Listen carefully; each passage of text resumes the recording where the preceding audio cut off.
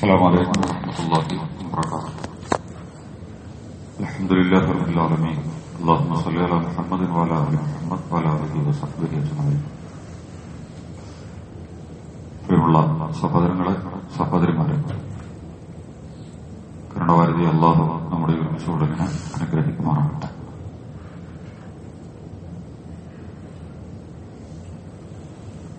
പരിശുദ്ധ റമദാൻ ധാരാളം സന്ദേശങ്ങൾ മനുഷ്യലോകത്തിനും മുസ്ലിം വ്യക്തികൾക്കും സമൂഹത്തിനുമൊക്കെ കൈമാറിക്കൊണ്ടിരിക്കുന്ന ഒരു വലിയ സംഭവമാണ്, സംരംഭമാണ്. എന്തിനാണ് റമദാനിൽ എന്താണ് സംഭവിക്കേണ്ടത്? പല രൂപത്തിലും പല സന്ദർഭത്തിലുമൊക്കെ എല്ലാവരും വിശദീകരിച്ചുകൊണ്ടിരിക്കുന്നുണ്ട്. വിശുദ്ധ ഖുർആൻ അവതീർണമായ മാസമാണ് റമദാൻ. വിശുദ്ധ ഖുർആനും മനുഷ്യനും തമ്മിൽ ഒരുമിച്ച് കഴിഞ്ഞാൽ അത് വലിയ ഒരു ശക്തിയായിട്ട് മാറുന്നുള്ളതാണ്. ഖുർആൻ ഒരു വ്യക്തിയിലേക്ക്, ഒരു സംഘത്തിലേക്ക് വന്നു കഴിഞ്ഞാൽ അപാരമായ ശക്തിയുള്ള വലിയ ഒരു സംവിധാനമായി ആ വ്യക്തി, ആ പ്രസ്ഥാനം, ആ സംഘങ്ങളൊക്കെ മാറും. അഷ്റഫുൽ ഖൽഖ് മുഹമ്മദ് മുസ്തഫ തിരുമേനി സല്ലല്ലാഹു അലൈഹി വസല്ലമയ്ക്കാണ് വിശുദ്ധ ഖുർആൻ ആദ്യം അവതീർണമാകുന്നത്. എന്തിനാണ് നമുക്കിത് ലഭിച്ചിട്ടുള്ളത്? ഖുർആൻ എന്തിനാണ് കിട്ടിയത്? യഥാർത്ഥത്തിൽ ഖുർആൻ അതിന് മറുപടി പറഞ്ഞിട്ടുണ്ട്. ഇത് ഹുദൻ ലിന്നാസ് വ ബയ്യിനാത്തിൻ മിനൽ ഹുദാ വൽ ഫുർഖാൻ. ഇത് ജനങ്ങൾക്കുള്ള സന്മാർഗദർശനമാണ്, എല്ലാ മനുഷ്യർക്കുമുള്ള സന്മാർഗദർശനമാണ്. മനുഷ്യർ എന്നുള്ള നിലയ്ക്ക് ലോകത്ത് ആരൊക്കെ ഉണ്ടോ എല്ലാവർക്കും. മുസ്ലിമീങ്ങൾക്കുള്ള സന്മാർഗദർശനം എന്നല്ല പറഞ്ഞിട്ടുള്ളത്, സകല മനുഷ്യർക്കുമുള്ള സന്മാർഗദർശനമാണ്. ഫാസിസ്റ്റും, നാസിസ്റ്റും, കമ്മ്യൂണിസ്റ്റും, ഫ്യൂഡലിസ്റ്റും, സോഷ്യലിസ്റ്റും, ഡെമോക്രാറ്റും, ഇങ്ങനെ നമ്മൾ പറയുന്ന അമേരിക്കയും അറബിയും ആഫ്രിക്കയും, കറുത്തവനും കൊടുത്തവനും, സവർണനും അവർണനും, സമ്പന്നനും ഇല്ലാത്തവനും ഒക്കെ ഹുദല്ലിന്നാസ് എന്ന് പറയുന്നത് അർത്ഥതാണ്. എല്ലാ മനുഷ്യർക്കുമുള്ള മാർഗദർശനമാണ് ഈ വിശുദ്ധ ഖുർആൻ എന്ന് പറയുന്നത്. സകല മനുഷ്യർക്കുമുള്ള മാർഗദർശനമാണ്. ഈ ഖുർആൻ ആരാണ് ജനങ്ങളുടെ കയ്യിലേക്ക് എത്തിക്കുക? എല്ലാവർക്കും മാർഗദർശനമായിട്ടുള്ള ഈ ഖുർആന് ഈ നാട്ടിലുള്ള മുസ്ലിങ്ങളല്ലാത്ത ആളുകളുടെ കയ്യിൽ എങ്ങനെയാണ് എത്തുക? മുസ്ലിങ്ങളുടെ കയ്യിൽ കിട്ടിയിട്ട് ബന്ധമുള്ള എന്നുള്ളത് വേറെ ഒരു ചോദ്യചിഹ്നമാണ്. എന്നാൽ പോലും ഈ ഖുർആൻ ഹുദൻ വ റഹ്മത്തൻ ലിൽ ആലമീൻ, ഹുദൻ വ റഹ്മത്തൻ ലിൽ മുഹ്സിനീൻ, ലോകത്തെ എല്ലാ ആളുകൾക്കും വേണ്ടിയിട്ടാണ് സന്മാർഗദർശനമായിക്കൊണ്ടാണ് ഇത് അവതരിപ്പിക്കപ്പെട്ടിട്ടുള്ളത്. അപ്പൊ നമ്മളൊരു കമ്മ്യൂണിസ്റ്റുകാരനാണെങ്കിൽ കമ്മ്യൂണിസ്റ്റ് പാർട്ടിയെ കുറിച്ച് നിരന്തരം അയാൾ പറഞ്ഞുകൊണ്ടിരിക്കും, അതിനുവേണ്ടി വർക്ക് ചെയ്യും. ഒരു ആർ എസ് എസ് ഏറ്റവും നന്നായി പണിയെടുത്തുകൊണ്ടിരിക്കണം.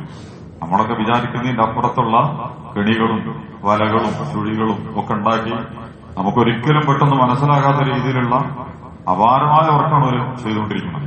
അവരുടെ പ്രത്യയശാസ്ത്രത്തിലേക്ക് അവർ വിചാരിക്കുന്ന ആളുകൾ ഒരുമിച്ചോടാം. എല്ലാവർക്കും ഒരു ആവശ്യമില്ല. എല്ലാ മനുഷ്യരും ഒരുമിച്ചോടാൻ പറ്റുന്ന ഒരു പ്രസ്ഥാനം സംഘം അല്ലാതെ മാനുഷിക പ്രസ്ഥാനമല്ല. വളരെ അപകടകരമായ ഷൈത്താന പ്രസ്ഥാനം എന്നൊക്കെ പറയാൻ പറ്റുന്ന ഒരു സാധനമാണ് ഈ ആർ എസ് എസ് എന്ന് പറയുന്നത്. പക്ഷെ വർക്ക് വളരെ കണ്ടിക്കണം. അത് NSSനും SNDPനും അവസാനം എന്താണ് കാസനും ഗീസനും ആരൊക്കെയാണ് പിടിക്കാൻ പറ്റാതെങ്കിൽ എല്ലാത്തിന്റെ ഉള്ളിലേക്കും നുഴഞ്ഞും തുരന്നും പൊളിച്ചും ഒക്കെ കയറി ചെന്ന് ആളുകളെ വരുതിയിലാക്കിക്കൊണ്ടിരിക്കുന്ന അപകടകരമായ കാഴ്ച നമ്മൾ കണ്ടുകൊണ്ടിരിക്കുകയാണ്. ഒരു കാലത്ത് വെറും 3 MP മാത്രം ഉണ്ടായിരുന്ന ആ സാധനം ഇന്ന് 4ൽ 3 ഭാഗവും പിടിച്ചെടുത്ത് ഇന്ത്യയുടെ അധികാര കേന്ദ്രത്തിൽ കാര്യങ്ങൾ കൈകാര്യം ചെയ്തുകൊണ്ടിരിക്കും. ഒരു ഒട്ടും ശരിയല്ലാത്ത, ഒരു നന്മയില്ലാത്ത, ഒരു മൂല്യമില്ലാത്തൊരു പ്രസ്ഥാനത്തിന് ഇങ്ങനെ വികസിക്കാൻ കഴിഞ്ഞത് അതിന്റെ പ്രവർത്തനം കൊണ്ട് തന്നെയാണ്, അതിന്റെ വർക്ക് കൊണ്ടാണ്. നന്നായിട്ടത് വർക്ക് ചെയ്തിട്ടുണ്ട്. ഇതിന്റെ നേരെ ഓപ്പോസിറ്റ് നിങ്ങൾ മനസ്സിലാക്കി നോക്കണം. ഇസ്ലാം വളരെ നല്ലൊരു സാധനമാണ്. വിശുദ്ധ ഖുർആൻ അതിനോട് കിടപിടിക്കണ ഒരു സാധനവുമില്ല. മുസ്ലിം സമുദായത്തിന് ആരുടെയെങ്കിലും മുമ്പിൽ തലതാഴ്ത്തി നിൽക്കേണ്ട നമ്മൾ ചെയ്തിട്ട് നമ്മുടെ സ്വന്തം അബദ്ധങ്ങൾ ഉണ്ടാവുന്നല്ലാതെ ഇസ്ലാം മോശമായി പോയി, ഇസ്ലാമില്ല പറഞ്ഞ കാര്യം വളരെ കൊള്ളരുതാത്തതായി എന്ന് പറഞ്ഞിട്ട് ആരും മുമ്പിൽ നമുക്ക് തലതാഴ്ത്തി നിൽക്കേണ്ട ഒരു സാധനം ഇസ്ലാമിലില്ല. അഭിമാനത്തോടുകൂടി എഴുന്നേറ്റ് നിൽക്കാൻ പറ്റുന്ന കാര്യങ്ങൾ ഇസ്ലാമിലുള്ളൂ. എല്ലാം അത്രയും മനോഹരമായ ഇസ്ലാമിന് ഇന്ന് എന്താണ് സംഭവിച്ചുകൊണ്ടിരിക്കുന്നത് നിങ്ങളുടെ ലോകത്തുനിന്ന് എടുത്ത് പരിശോധിച്ചു നോക്കും.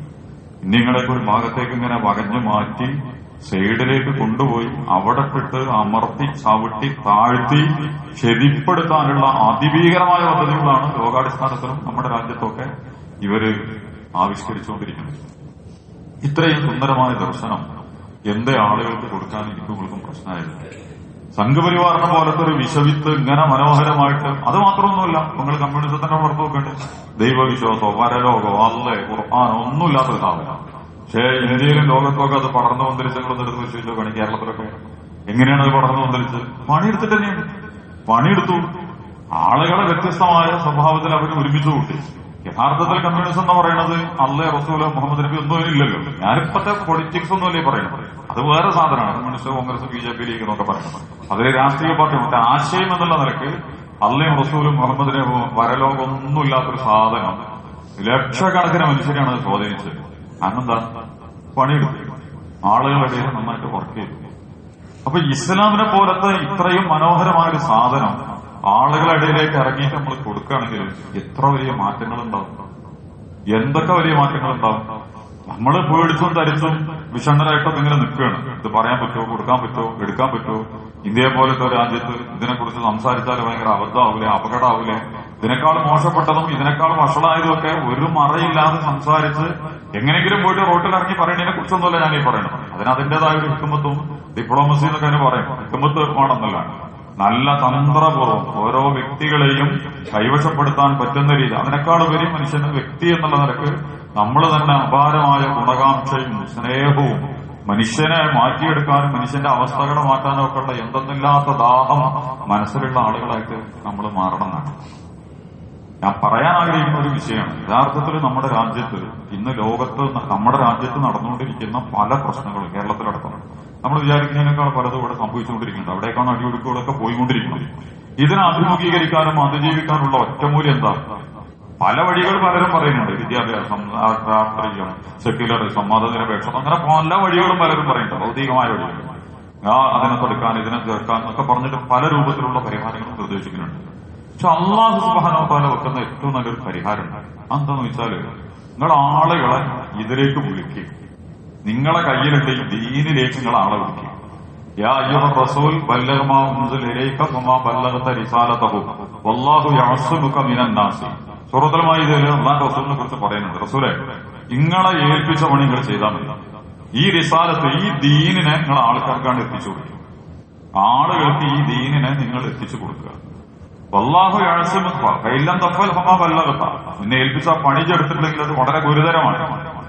അത് യൂനുസ് നബിനെ കടലിൽ മുക്കിയ കഥയൊക്കെ നമ്മൾ വെറുതെ ഇങ്ങനെ പറയുന്നുണ്ട്. യൂനുസ് നബിനെ നറുക്കിട്ട് എന്നിട്ട് കപ്പലിൽ നിന്ന് കാറ്റി, കപ്പല് കാറ്റിലും കൂടുതലൊക്കെ പെട്ട് അവസാനം എടുത്തിട്ട് വെള്ളത്തിൽ ഇട്ട് തിമിംഗലം പിടിഞ്ഞി എന്നൊക്കെ ഖുർആൻ തന്നെ വിശദീകരിക്കുന്നുണ്ട്.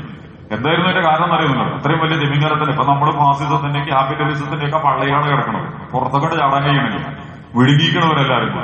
യൂനുസ് നബിനെ മീന് വിഴുങ്ങിയ മാതിരി നമ്മളെ മുസ്ലിം ഉമ്മത്തിനെ ആഗോള രാഷ്ട്രീയത്തിലെ വമ്പൻ ശക്തികളൊക്കെ കൂടി അതിന്റെ പള്ളയിലിട്ടിട്ട് ദഹിപ്പിച്ചുകൊണ്ടിരിക്കുകയാണ്. അപ്പം യൂനുസ് നബിനെ വിഴുങ്ങാനുണ്ടായ കാരണം എന്താ? ആളുകള് വരൂല എന്ന് കണ്ടിട്ട് ദേഷ്യം പിടിച്ച് മനസ്സും എടുത്തിട്ട് അദ്ദേഹം ഇറങ്ങി പോവുകയാണ് ചെയ്തത്. ഇനിയിപ്പോ ഇവരെ വിളിച്ചിട്ടൊന്നും കാര്യമില്ല, ഇവര് ശരിയാവില്ല, ഇവരെ കിട്ടൂല, ഇവര് നന്നാവില്ല, അതുകൊണ്ട് ഞാൻ പോവാണ്. അള്ള പറയണതിന് മുമ്പ് പണി നിർത്തിയിട്ട് മുമ്പിൽ പോയി. യൂനുസ് നബി അലൈഹി സ്വലാത്തു വസ്സലാം പോയി എന്നാണ് പറയുന്നത്. അപ്പോഴാണ് അള്ളാഹു സുബ്ഹാനഹു വ തആല എന്നോടൊക്കെ പോകാൻ പറഞ്ഞു. എന്നെ ഏൽപ്പിച്ച പണി പൂർത്തിയാക്കിയിട്ട് ചെയ്യണ്ടേ? ആളുകൾ അന്ന് അംഗീകരിക്കുമല്ലോ എന്ന് എനിക്കെങ്ങനെ മനസ്സിലായത്? അതിന് മാത്രമുള്ള ആഴത്തിൽ ഇറങ്ങി പണിയെടുത്തിട്ടുണ്ടോ? അങ്ങനെ കപ്പലിൽ കയറി അവസാനം ദിമിങ്ങനെ കൊടുത്ത് മുക്കി ഇങ്ങോട്ട് തന്നെ കക്കി കൊണ്ടുവന്ന് അത് അതിന്റെ ഉള്ളിൽ കടന്നിട്ട് പ്രാർത്ഥിച്ച് ഇനി കൊണ്ടു മിനല്ലാലുകയും ഞാനൊക്കെ എന്താ ക്രമം എന്ന് വെച്ചാൽ വേറെ എന്തെങ്കിലും തെറ്റ് ചെയ്തൊന്നുമല്ല. ആളുകളിലേക്ക് എത്തിക്കേണ്ട ഈ ഇസ്ലാമിക ദൗത്യത്തെ ചെയ്യാതെ ഞാൻ അവിടെ നിന്ന് ഓടി ഒളിക്കുക എന്ന് പറയുന്ന വലിയൊരു തെറ്റ് ഞാൻ ചെയ്തു പോയിട്ടുണ്ട്. എന്നോട് പൊറുക്കണം. അത് ഇതിന്റെ ഉള്ളിൽ കടന്നിട്ട് ഈ തിമിംഗലത്തിന്റെ പള്ളയിൽ കടന്നിട്ട് പ്രാർത്ഥിക്കുകയാണ്. യഥാർത്ഥത്തില് നമ്മള് അങ്ങനെ ഒരു പ്രാർത്ഥന നിർവഹിക്കുകയാണെങ്കിൽ നമ്മൾക്ക് അല്ലാഹു സുബ്ഹാനഹു വ തആല എല്ലാ തിമിംഗലത്തിനെയും വായി പൊളിഞ്ഞു വരും അതിന്റെ ഉള്ളിൽ നിന്ന്. കാരണം നമ്മളൊന്നും ദഹിപ്പിക്കാനുള്ള കഴിവൊന്നും ഇവർക്കില്ല. അതിന് പറ്റുന്ന നമ്മുടെ ഇരയെ വിഴുങ്ങാൻ അറിയാതെ ചിലപ്പോൾ വിഴുങ്ങി പള്ളിയിലേക്കാണ്ട് എത്തിക്കാൻ കഴിഞ്ഞാലും അതിനെ ദഹിപ്പിക്കാൻ മാത്രമുള്ള കപ്പാസിറ്റി ഉള്ളതല്ലോ ലോകത്തെ ഒരു ദർശനങ്ങളും. ഉള്ളിൽ നിന്ന് നമ്മളെടുത്തിട്ട് ഇങ്ങോട്ട് പുറത്തേക്ക് തുപ്പേണ്ടി വരും. പക്ഷെ നമുക്ക് എന്തില്ല. അപ്പൊ ഞാൻ പറഞ്ഞത് നബിദിന് യൂനുസ് നബി അലൈഹി സ്വലാത്തു വസ്സലാം ആ പണി നിർവഹിക്കാതെ പോയത് കൊണ്ടാണ് അത് സംഭവിച്ചിട്ടുള്ളത്. ഇതിന്റെ ഒരു മറുഭാഗമാണ്. പുതിയ കാലത്തിന്റെ എല്ലാ അനുഭവങ്ങളും കടുക്കാൻ ചെറുക്കാൻ ഒരു ഒറ്റമൂല്യം എല്ലാ പണിയും നമ്മൾ നടത്തേണ്ടി വരും. ഒരു വഴി മാത്രം തുറന്നിട്ട് അത് മാത്രമാണ് പരിഹാരം നമ്മൾ പറഞ്ഞൊരു കാര്യമൊന്നും ഉണ്ടാവില്ല. പക്ഷെ ഏറ്റവും ചിലതിനൊക്കെ നമ്മൾ പറയല്ലോ ഈ ഗുളികകൾ കുടിച്ചു എന്ന് നമ്മൾ പറഞ്ഞു. കുറേ ചികിത്സകൾ നമ്മൾ എടുത്തിട്ടുണ്ട്. പക്ഷെ ഈ ഗുളികകൾ കുടിക്കണം എന്നാൽ നിങ്ങളെ പ്രശ്നങ്ങൾ ചിലപ്പോൾ തീരും. ആ ഒറ്റ മൂല്യം കൊണ്ട് തീരുന്ന ചില പ്രശ്നങ്ങളുണ്ട്. അതിൽ പെട്ടതാണ് അള്ളാഹുവിന്റെ ദീനിലേക്ക് ആളെ വിളിക്കുക എന്ന് പറയുന്ന പണി. ഈ പണി നമ്മൾ നിർവഹിക്കുകയാണെങ്കിൽ നാട്ടിലെ വമ്പിച്ച മാറ്റങ്ങൾ, ആളുകൾ വരും, ഇസ്ലാമിലേക്ക് വരും. ഇതിങ്ങനെയൊക്കെ പറയുമ്പോൾ എനിക്ക് മുമ്പ് തോന്നുന്നത് ഇപ്പൊ എന്താ സംഭവിക്കുമെന്നൊക്കെ. യഥാർത്ഥത്തിൽ നമ്മൾ അറിവും കഴിവും സന്നദ്ധതയും യോഗ്യതയും ഈ വർക്ക് ചെയ്യാനുള്ള ആവേശവും ഉന്മേഷവും ഒക്കെ ഉള്ള ആളുകളാണെങ്കിൽ നമ്മൾ പ്രതീക്ഷിക്കുന്നതിനേക്കാൾ വലിയ റിസൾട്ട് നമ്മുടെ രാജ്യത്തിലും നമ്മുടെ സമൂഹത്തിലും ഉണ്ടാകും. പക്ഷെ എടുക്കാനുള്ള കഴിവും യോഗ്യതയൊന്നും എനിക്കും നിങ്ങൾക്ക് ഇല്ല എന്നുള്ളതാണ് പ്രശ്നം. അതിനുള്ള അറിവോ അതിനുള്ള സന്നദ്ധതയോ അതിന് മാത്രമുള്ള യോഗ്യതകളോ അത് പൂർത്തീകരിച്ച് ഇങ്ങനെ ചെയ്യേണ്ടതാണ് എന്നുള്ള ഒരു ബോധം പോലും യഥാർത്ഥത്തിൽ ആർക്കില്ല, നിലവിലുള്ള മുസ്ലിം സമുദായത്തിന് ഇല്ല. നമ്മൾ നമ്മുടെ സംഘടനാ ചട്ടക്കൂടുകളും അതിന്റെ കുറെ സംവിധാനങ്ങളിലേക്ക് പരക്കം പായാണ്. യഥാർത്ഥത്തിൽ ഇസ്ലാം എന്തിനാന്ന് വെച്ചാൽ ഈ രാജ്യത്തെ മനുഷ്യർക്ക് അള്ളാന്റെ ദീനിനെ പഠിപ്പിച്ചു കൊടുക്കാനാണ്. നിങ്ങൾ നബി തിരുമേനിനെ എടുത്ത് പരിശോധിച്ച് നോക്ക്. നബിക്ക് ഇത്ര കിട്ടി, ഖുർആൻ ഇറങ്ങി, നബി ആദ്യം ചെയ്യണ വേണ്ടി എന്താ?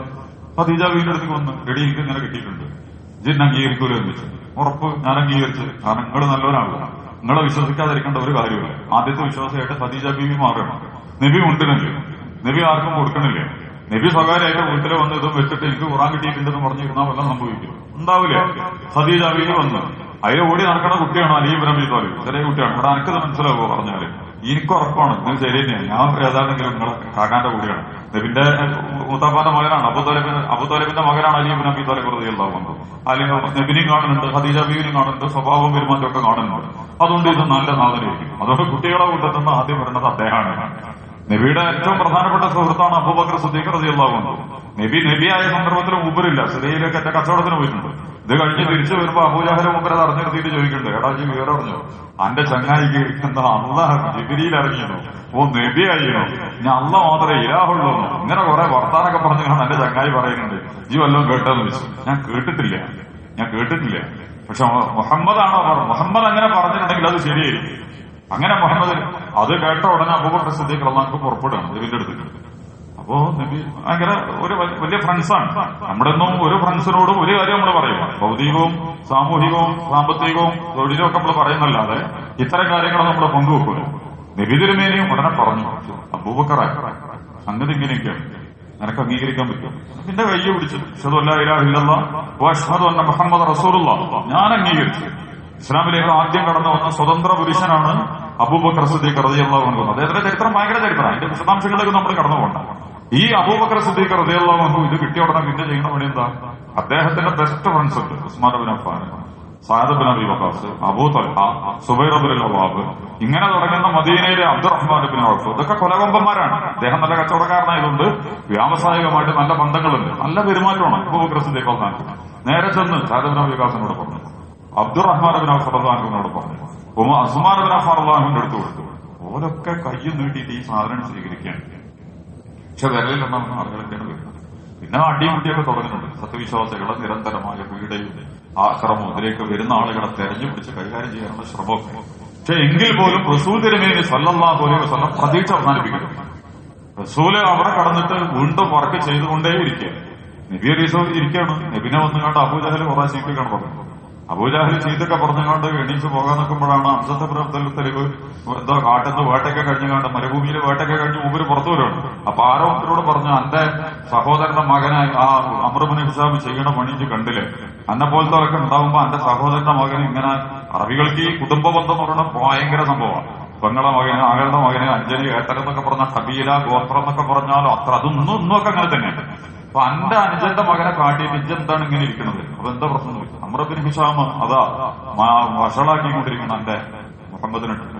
ഓടി ചെന്നിട്ട് ഹംസത്ത് ബിൻ മുത്തലിബ് പറഞ്ഞു, നബി പഠിച്ച പണി നോക്കിയതാ, ഹംസത്ത് ബിൻ മുത്തലിബിനെ കൊണ്ടുവരാൻ വേണ്ടി ഇസ്ലാമിലേക്ക്. പക്ഷെ ആള് വന്നിട്ടില്ലേ. ഈ വൈകാരികമായ അന്തരീക്ഷത്തില് മൂപ്പരെ വന്നിട്ട് അബൂജഹലിനോട് അമ്പക്കെടുത്തിട്ട് ഒരു പുസ്തകം കുത്തിയിട്ട് പറഞ്ഞാ, ഞാൻ മുഹമ്മദിന്റെ കൂടെയാണ്, എനിക്കെന്താ പറയാനുള്ളത്, ഈ എന്താ ചെയ്യാനുള്ളത്? ഞാനിനി മുതൽ അസദുള്ളാന്നാണ്, അള്ളാഹുവിന്റെ സിംഹം എന്നുള്ള പേരിലാണ് ചരിത്രത്തിൽ ഹംസത്ത് ബിൻ മുത്തലിബ് അറിയപ്പെട്ടിട്ടുള്ളത്. നബി ഒരിക്കലും വരൂല എന്ന് വിചാരിച്ച ഹംസത്ത് ബിൻ മുത്തലിബ് ഇസ്ലാമിലേക്ക് കടന്നു വരികയാണ്. അദ്ദേഹം മുസ്ലിമാവാണ്. ഉമർ ഇബ്നുൽ ഖത്താബിന്റെ ചരിത്രം നമ്മൾ എപ്പോഴും കേൾക്കണതാണ്. നബിനെ കൊല്ലാൻ വേണ്ടി ഇറങ്ങി പുറപ്പെട്ടു. കാര്യം പരിപാടി അവസാനിപ്പിക്കാൻ വേണ്ടിയിട്ട് കുടുംബങ്ങളെ നാടിനെയൊക്കെ ചിത്രീകരിക്കുന്ന നശിപ്പിക്കുന്ന മുഹമ്മദ് എവിടെ എന്ന് ചോദിച്ചിട്ട് ഇറങ്ങി പുറപ്പെട്ടിട്ടുള്ള ആളാണ്. ഇറങ്ങി വന്ന അപ്പൊ ആരോ പറഞ്ഞു മുഹമ്മദിനെ ശരിയാക്കണേന് മുമ്പ് എന്റെ പൊങ്ങളും അളിയനൊക്കെ ഉണ്ടല്ലോ.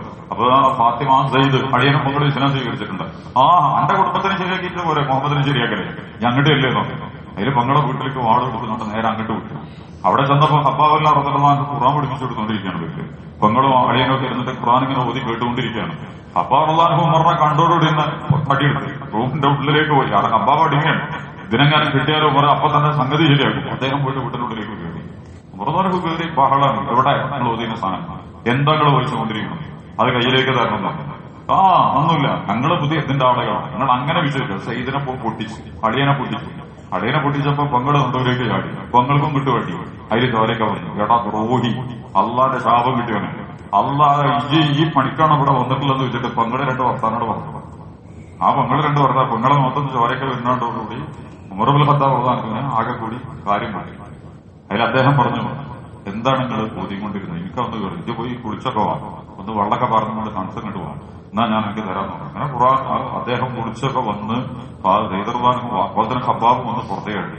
ഹബ്ബാബ് വന്ന് പുറത്തേടിയിട്ട് പറഞ്ഞു, ഇന്നലെ റസൂൽ പ്രാർത്ഥിച്ച് ഞാൻ കണ്ടതാണ്, ഉമർ ഇബ്നു ഹിശാമിനെ ഉമർ ഇബ്നുൽ ഖത്താബിനെ രണ്ടിലൊരാളെ ഇസ്ലാമിന് കിട്ടുകയാണെങ്കിലും ഭയങ്കര ആശ്വാസമായിരുന്നു അല്ലാഹുവിന്റെ റസൂൽ പ്രാർത്ഥിക്കണമെന്ന് ഞാൻ കേട്ടിട്ടുണ്ട്. അതുകൊണ്ട് നമുക്ക് പോകാം റസൂലിന്റെ അടുത്തേക്ക് നോക്കാം. അങ്ങനെ ഉമർ ഇബ്നുൽ ഖത്താബിനെ കൂട്ടിയിട്ട് റസൂലിന്റെ അടുത്തേക്ക് പോവാണ്. ചരിത്രം വിശദീകരിക്കുന്നുണ്ട്. അവിടെ ചെല്ലുമ്പോ ഉമറെ വാളൊക്കെ അപ്പോഴും കയ്യിലുണ്ട്. അപ്പൊ സത്യവിശ്വാസികൾ ആകെ അള്ളാഹ് ഖത്താബിന്റെ മകനെ ആകെ ഊരി പിടിച്ച വാളൊക്കെ ആയിട്ടുള്ള വരവ് എന്ന് പറയുന്നുണ്ട്. അപ്പൊ ഹംസത്തുൽ മുത്തലിബ് അതിൽ പറഞ്ഞിട്ട് നാട്ടിനെ വരികയാണെങ്കിൽ നമുക്ക് എന്ത് ചെയ്യാം, മാന്യമായിട്ട് ചെയ്യും. അതല്ല ഓൻ കുഴപ്പമുണ്ടാക്കാനാണെങ്കിൽ അതേ വാളുകൊണ്ട് ഓൻ നമുക്ക് കൈകാര്യം ചെയ്യും. ഓൻ അങ്ങനെ അവിടുന്ന് വിക്ഷോഭമില്ല എന്ന് പറഞ്ഞു. അദ്ദേഹം കയറി വന്നു റസൂലിന്റെ അടുത്ത്. ഹബ്ബാബിന്റെ അടുത്ത് സെയ്ദും കൂടി റസൂലിന്റെ അടുത്ത് കൊണ്ടുവന്നു. റസൂല് പിടിച്ചു വലിച്ചു എന്നാണ് ഖത്താബിനെ. ഖത്താബ് ഉമറെ, എന്താണ് നിനക്ക് താമസം, ഈ ഒരു സംഗതിയെ മനസ്സിലാക്കാൻ എന്താണ് നിനക്ക് താമസം? റസൂല് ഞാൻ അംഗീകരിച്ചു, അഷ്ഹദു അല്ലാ ഇലാഹ ഇല്ലല്ലാഹ് അഷ്ഹദു അന്ന. ഭയങ്കര ദക്ബീറൊക്കെയാണ്, ഭയങ്കര ദക്ബീറ മുഴങ്ങിയത്. ഈ രണ്ട് അസദുല്ലാ എന്ന് പറയുന്ന ഹംസത്ത് ബിൻ അബ്ദുൽ മുത്തലിബും അതുപോലെ തന്നെ ഉമർ ഇബ്നുൽ ഖത്താബും കൂടി ഇസ്ലാമിന്റെ വലിയൊരു പ്രകടനം കിടക്കുന്നുണ്ട്. ഒരു ഭാഗത്ത് ഉമറും ഒരു ഭാഗത്ത് ഹംസയും. എന്നിട്ട് റസൂല് നടുവിലേക്ക് നിന്നിട്ട് ചരിത്രത്തിൽ ആദ്യമായിട്ട് മക്കയുടെ തെരുവോരങ്ങളിലൂടെ പരസ്യമായിട്ട് നിങ്ങൾ വരും, നമുക്കൊന്ന് കാണട്ടെ ആരാണ് എതിർക്കാനുള്ളത്. ഇസ്ലാമിനെ എതിർത്താക്കിയ കരുത്തും തരും. ഞാൻ പറഞ്ഞത് എന്താണെന്ന് വെച്ചാൽ നമ്മൾ പ്രതീക്ഷിക്കാത്ത ആളുകളും ഇസ്ലാമിന്റെ ചരിത്രത്തിൽ ഒത്തോളം സംഭവിച്ചിട്ടുണ്ട്. ഉഹദ് യുദ്ധത്തിൽ ഇസ്ലാമിനെ തോൽപ്പിച്ചത് ഖാലിദാണ്, അംർ ഇബ്നുൽ ആസാണ്, ഇക്രിമത്തും അബീ ജഹലാണ്. ഈ മൂന്നാളുകളും ഇസ്ലാമിന്റെ പടനായകന്മാരായിട്ട് മാറി എന്നുള്ളത് ഇസ്ലാമിലെ വലിയ ചരിത്രമാണ്. റസൂല് വധശിക്ഷ വിധിച്ച സഹാബിമാരുണ്ട്, ശത്രുക്കളുണ്ട്. അവരെ പോലും ഇസ്ലാം സ്വീകരിച്ചിട്ട് ഇസ്ലാമിന്റെ പ്രവർത്തകരായിട്ട് മാറിയതൊക്കെ നമുക്ക് കാണാൻ കഴിയും. ഞാൻ പറഞ്ഞത് നമ്മൾ വിചാരിക്കുന്നതിനപ്പുറമുള്ള മാറ്റങ്ങൾ ഉണ്ടാക്കിയെടുക്കാനൊക്കെ കഴിവുള്ള ഒരു ദർശനമാണ് ഇസ്ലാമാണ് നിങ്ങളുടെ കയ്യിലുള്ളത്. ഞാൻ അവസാനിപ്പിക്കുകയാണ്. പഠിക്കുക, നന്നായിട്ട് മനസ്സിലാക്കുക. ഖുർആനും അതിന്റെ ഉള്ളടക്കങ്ങളും ഒക്കെ തിരിച്ചറിഞ്ഞ് ഈ ദീനിനെ പങ്കുവെക്കാനും പകർത്താനും ഒക്കെയുള്ള കഴിവുണ്ടാവുക എന്നുള്ളതാണ് ഈ റമദാനിൽ നമ്മൾ ആർജിച്ചെടുക്കേണ്ട ഏറ്റവും പ്രധാനപ്പെട്ട ഗുണം. അറിവ് വേണം, യോഗ്യത വേണം, അതിനനുസരിച്ച് കാര്യങ്ങൾ കൈകാര്യം ചെയ്യാനുള്ള ധൈര്യം തന്റെയൊക്കെ നമുക്ക് ഉണ്ടാവണം. അതൊക്കെ വരികയാണെങ്കിൽ ഈ ഉമർ ഒരു ഗോവിന്ദമാശോ നമ്മളിപ്പോൾ പറയല്ലേ, നീ പിണറായിയോ അല്ലെങ്കിൽ എന്താ പറയാ അമിത്ഷായോ നരേന്ദ്രമോദിയോ ആരെങ്കിലും ഈ യോഗി ആദിത്യനാഥിനെ കിട്ടിയാൽ പോലും ഭയങ്കര ഗുണമാണ്. ഇസ്ലാമിലേക്ക് എന്താ വന്നോടായി ഒന്നുമില്ലല്ലോ, നമുക്ക് ആഗ്രഹിക്കാലോ, പ്രാർത്ഥന ഉണ്ട്. അങ്ങനെ വന്നു കിട്ടിയാൽ ഇസ്ലാമിനുണ്ടാകുന്ന ഒരു കരുത്തുണ്ട്. ഇതിനുള്ള യോഗ്യതയും അറിവും കഴിവും ഒക്കെ ഉണ്ടാക്കിയെടുക്കാൻ ഞാനും നിങ്ങളൊക്കെ ശ്രമിക്കണം. അള്ളാഹു അറിവ് കൊണ്ടും യോഗ്യതകൾ കൊണ്ടും നമ്മെ അനുഗ്രഹിക്കുമാറാകട്ടെ. അള്ളാഹുവിന്റെ ദീനിനെ പ്രതിനിധീകരിക്കാനും പ്രബോധനം ചെയ്യാനും പ്രയോഗിക്കാനുമുള്ള അർഹതകളും അവകാശങ്ങളും കരുത്തും അറിവും കഴിവും നൽകി അള്ളാഹു നീ ഞങ്ങളെ നടക്കുമാറാകണമേ. ഒരു കാര്യം കൂടി ഞാൻ പറയണം. നാളെ നമ്മുടെ എത്തിക്കാപ്പ് സംഘമുണ്ട്. യുവജനങ്ങളെ നമ്മൾ ഇന്നലെ അറിയിച്ചിട്ടുണ്ടല്ലോ. അപ്പോ നാളെ നമ്മുടെ 18 വയസ്സിന്റെ മുകളിലുള്ള 45 വയസ്സ് വരെ നമ്മുടെ വാർഡിലെ ആളുകളെയാണ് നമ്മൾ വിളിച്ചിട്ടുള്ളത് ഇഫ്താറിന് വേണ്ടിയിട്ട്. യുവജന സംഘവും എഴുത്തിക്കാപ്പ് സംഘമാണ് നമ്മൾ ഉദ്ദേശിച്ചിട്ടുള്ളത്. അപ്പോ സഹോദരിമാരൊക്കെ ഉണ്ട്. നിങ്ങളുടെ വീട്ടിലുള്ള ഈ ഏജിലുള്ള 18ന്റെ മുകളിൽ 45ന്റെ ഇടയിലുള്ള നമ്മുടെ ക്ഷണത്തിൽ കുടുങ്ങാതെ വീട്ടിലുള്ള ആളുകളുണ്ടെങ്കിൽ അവരെ ശ്രദ്ധയിൽ ഇത് പെടുത്തണം. നാളെ നോമ്പ് തുറക്കും ഇഫ്താറിന് വേണ്ടി ഇങ്ങോട്ട് പറയും. നമ്മുടെ വാർഡിന്റെ ഉള്ളിൽപ്പെട്ട ആളുകളായിട്ട് പറയണം. ഈ വാർഡ് ഈ സൽമാൻ ഫാരിസി പള്ളിയുടെ കീഴിലുള്ള വാർഡുണ്ട്. ആ വാർഡിൽപ്പെട്ട ആളുകളെ കുറിച്ചാണ് നമ്മൾ പറഞ്ഞിട്ടുള്ളത്. ആ നോമ്പ് തുറക്കാൻ വേണ്ടിയിട്ട് കൃത്യമായിട്ട് എത്തുക. അതിനുശേഷം നമ്മുടെ അസിസ്റ്റന്റ് ഖാദിയും അതുപോലെ തന്നെ യുവജന വേദി കൺവീനറും ഒക്കെ നമ്മൾ അംഗീകരിച്ച് സംസാരിക്കും. പിന്നെ അതിനുശേഷം ഇത്തികാഫും തറാവീഹ് നമസ്കാരവും നസീഹത്തും, അത് കഴിഞ്ഞിട്ട് കുറച്ചു നേരം നമ്മുടെ ഗസക്ക് വേണ്ടിയിട്ടുള്ള ഒരു പ്രാർത്ഥന, അതിന്റെ ശേഷമുള്ള ഖിയാമുൽ ലൈൽ, ഒരു ചെറിയ പ്രഭാഷണം ഒക്കെ കൂടി ചേർത്ത് സുബഹി വരെ അത്താഴമടക്കമുള്ള സംഗതികളൊക്കെ കൈകാര്യം ചെയ്തുകൊണ്ടാണ് നമ്മളിത് പ്രോഗ്രാം ചെയ്തിട്ടുള്ളത്. അപ്പൊ ക്ഷണിക്കപ്പെട്ട ആളുകളും ക്ഷണിക്കപ്പെടാതെ പോയിട്ടുള്ള ഈ പ്രായത്തിലുള്ള നമ്മുടെ വാർഡിലെ ആളുകളുണ്ടെങ്കിൽ അവരുടെ ശ്രദ്ധയിൽ അത് ഉണ്ടാവണം. എല്ലാവരും നമ്മളിവിടെ സന്നിഹിതരാവണമെന്ന് കൂടി ഉണർത്തുകയാണ്. അള്ളാഹു നമ്മെ അനുഗ്രഹിക്കുമാറാകട്ടെ. അസ്സലാമു അലൈക്കും വറഹ്മത്തുള്ളാഹി വബറകാതുഹു.